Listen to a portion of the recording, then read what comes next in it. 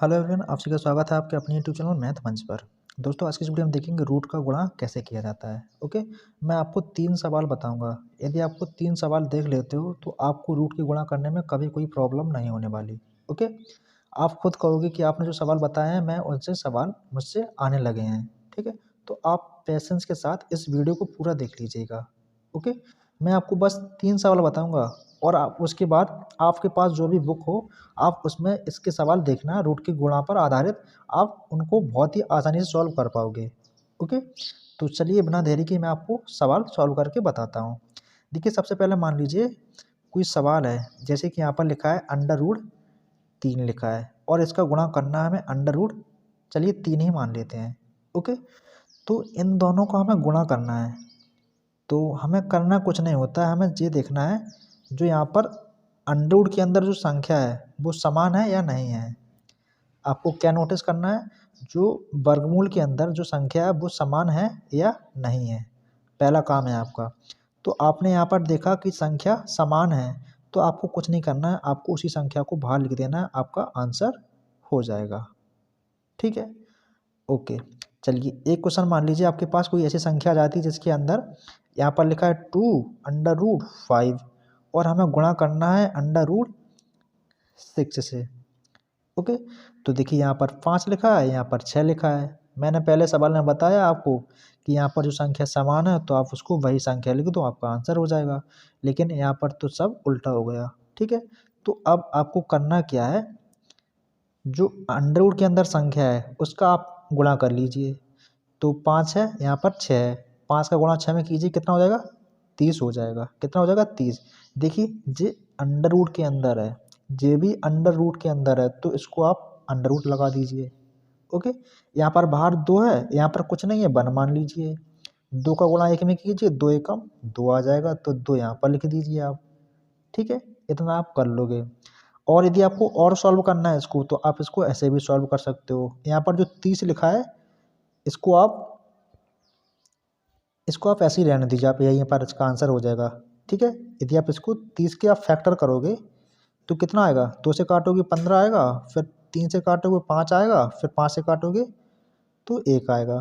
तो यही आंसर होगा इसका। ठीक है, कोई काम नहीं करेगा इसमें फैक्टर। ठीक है, अच्छा एक क्वेश्चन और मान लीजिए आप, जैसे कि यहाँ पर लिखा है 4 अंडर रूट 5 और यहाँ पर हमें लिखा है 3 अंडर रूट 25।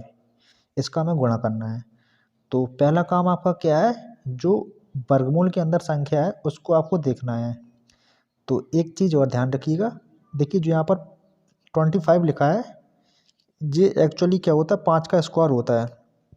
क्या होता है, 5 का स्क्वायर होता है। ओके, मैं आपको चीज़ और बता देता हूँ। जैसे कि यहाँ पर वर्गमूल के अंदर 25 लिखा है तो इसको हम लिख सकते हैं 5 का स्क्वायर। कितना लिख सकते हैं, 5 का स्क्वायर। स्क्वायर से आपका अंडर रूट कट जाता है तो 5 बच जाता है सिर्फ आपका।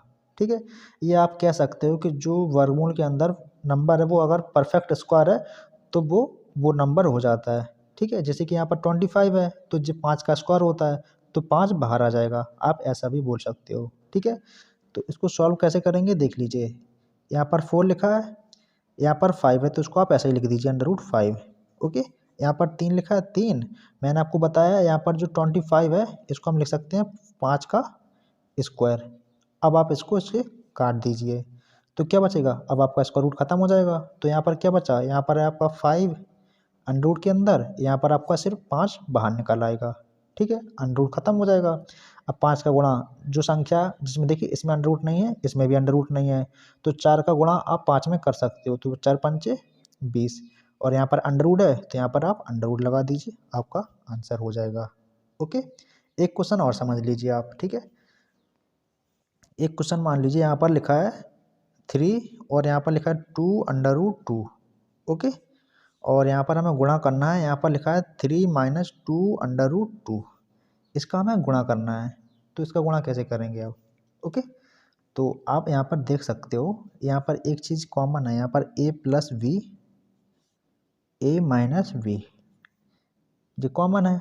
ठीक है, मतलब जो फार्मूला बन रहा है इसका, और अब इसका फार्मूला क्या होता है, ए स्क्वायर माइनस बी स्क्वायर होता है। ओके, ऐसा हम बोल सकते हैं। ठीक है, तो यहाँ पर हम इसकी अगर देखें यहाँ पर a कितना है और b कितना है बता सकते हो आप। यहाँ पर a कितना है हमारा 3 है, b कितना है j है, यही तो है ना। a कितना है 3 है और b कितना है 2 √2 है। फॉर्मूला होता है हमारा a का स्क्वायर मतलब 3 का स्क्वायर माइनस b का स्क्वायर, b कितना है 2 √2 का स्क्वायर। तो इसको सॉल्व कर लीजिए, अब कितना हो जाएगा 3 का स्क्वायर 9। अब यहाँ पर देखिएगा यहाँ पर 2 √2 का स्क्वायर है, तो सबसे पहले आप 2 का स्क्वायर कीजिए, कितना आएगा 4 आएगा।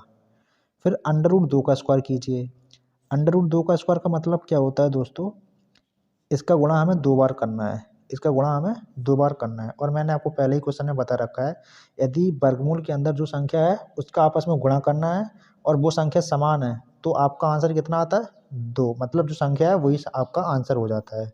ठीक है, तो यहाँ पर 2 का स्क्वायर किया हमने 4 आ गया, फिर √2 का स्क्वायर करेंगे कितना आएगा 2 आ जाएगा। ओके, अब 4 का 2 में गुणा कर लीजिए, 4 दूनी 8। ठीक है, 9 में से 8 घटा लीजिए, आपका 1 आंसर हो जाएगा। ओके, तो इस वीडियो में फ़िलहाल इतना ही है। यदि आपको वीडियो पसंद आया तो प्लीज़ वीडियो को लाइक कीजिए और चैनल पर नए हो तो चैनल को सब्सक्राइब कीजिए। Thanks for watching.